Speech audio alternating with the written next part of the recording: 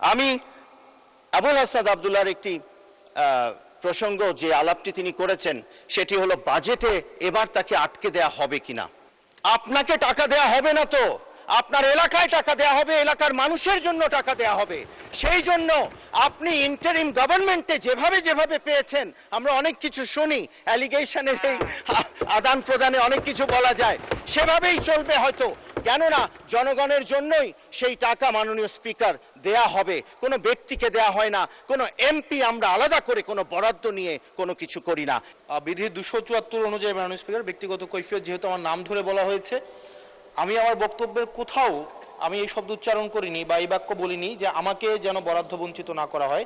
আমি সেটি বলেছি যে আমার এলাকার মানুষকে যেন কোনোভাবে আমার বক্তব্যের কারণে আমার এলাকার মানুষকে যেন বঞ্চিত না করা হয়, 1 নম্বর বিষয়।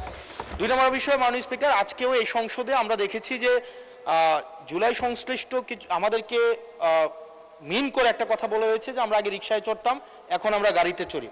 মাননীয় স্পিকার, এই সংসদে আজকে সরকার যারা আছে, আমি আপনাদের কাছে বিনীতভাবে অনুরোধ করব, এখন সরকারের যেই গোয়েন্দা সংস্থাগুলো আপনাদের নিয়ন্ত্রণে, আমি আপনাদেরকে অনুরোধ করব আপনাদের মতো দায়িত্বশীল জায়গা থেকে এলিগেশনের টোনে এলিগেশন না দিয়ে আপনারা তদন্ত করে যদি 1 টাকার দুর্নীতি, 1 টাকার কোনো ধরনের অসৎ উপায়ের কোনো ধরনের আপনারা প্রমাণ করতে পারেন, আমি এই সংসদ থেকে আমরা ইস্তফা দিব।